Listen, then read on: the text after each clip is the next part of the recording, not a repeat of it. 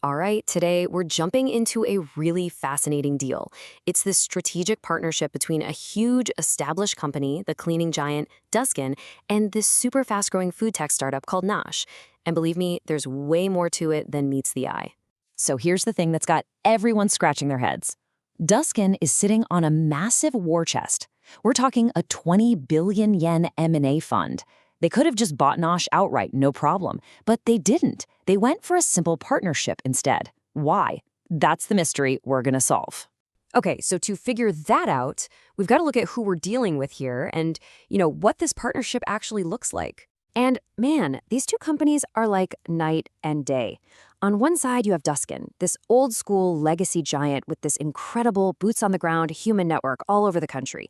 And then you have Nosh, a super agile, digital first, direct to consumer startup. Total opposites, right?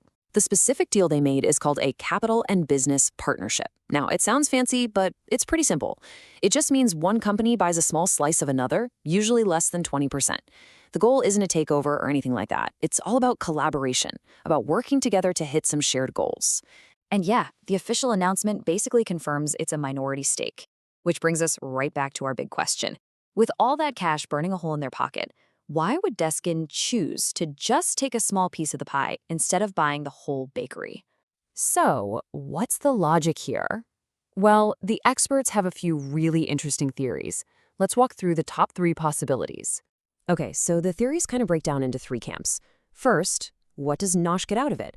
Well, maybe a clearer path to an IPO. Second, what's in it for Duskin? A cautious, low-risk first step. And third, what's good for both of them? Protecting that special startup magic. All right, hypothesis number 1 is something called the swing buy IPO. Think about it from Nosh's side. They're growing like a weed. If they sell the whole company now, they leave a ton of money on the table. But what if they partner with a heavyweight like Duskin, use their muscle to get even bigger, and then go public? That IPO would be worth so much more. It's a brilliant long-term play. Now let's flip it. What about Duskin? For them, this is just plain smart. The direct-to-consumer market is hot, but it's not their home turf. So this partnership, it's like a test drive. They get to see how the engine runs, check for chemistry, and figure out if there's real synergy before they go all in. Super low risk, super smart. And the third big reason? Culture. This one's huge. Startups like Nosh are fast, they're nimble, they break things. Big corporations, well, they're not always like that. A full takeover could have easily crushed that innovative spirit, bogged it down in red tape. A partnership lets Nosh keep being Nosh, which is exactly what makes them so valuable in the first place.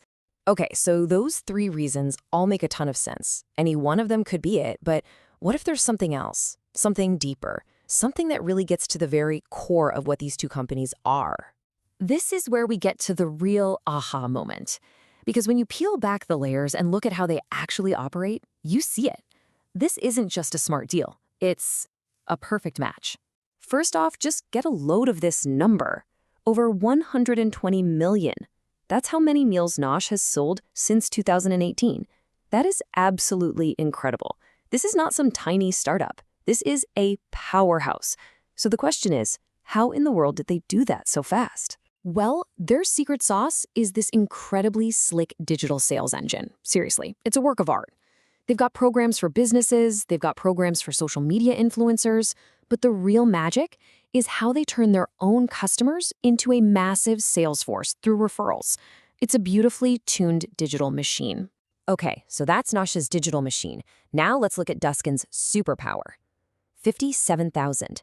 That's how many actual human beings, sales reps, franchisees, they have on the ground across the entire country.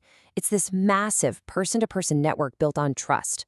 And that right there, that's the genius of this whole thing. Imagine you take Nosh's killer digital referral engine and you plug it into Duskin's army of 57,000 trusted reps. Suddenly, every one of those reps can act like a Nosh ambassador. Every franchise can join their corporate program. It's digital efficiency meeting human connection. It's just a perfect fusion. But this deal isn't happening in a vacuum. There's a bigger picture here. This whole thing is actually a really clever response to a major shift in the business world. See, back in 2022, the Tokyo Stock Exchange made it a lot harder for companies to go public. They really raised the bar for things like governance and proving you can grow sustainably. So the old playbook of just grow fast and IPO isn't so simple anymore. So in this new climate, a partnership like this becomes an absolute game changer. Instead of trying to jump through all those hoops alone, Nosh gets to team up with a rock-solid, established player like Duskin. They can build a much stronger business foundation, which makes any future growth plan way more likely to succeed. All right, so we've looked at the strategy, the amazing synergy, the market changes. What's the big takeaway here? What does this masterfully crafted deal really teach us? I think it really boils down to this. If you want to know what a company is truly worth, the financial statements are only part of the story. You have to look under the hood. You have to understand its unique business model, its sales machine.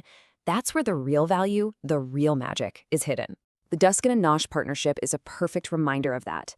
The most valuable asset wasn't just cash or buildings, it was the fusion of a digital system and a human network. And it kind of makes you wonder, right? What other powerful hidden assets are out there, hiding in plain sight in other companies, just waiting for the right partnership to unlock them?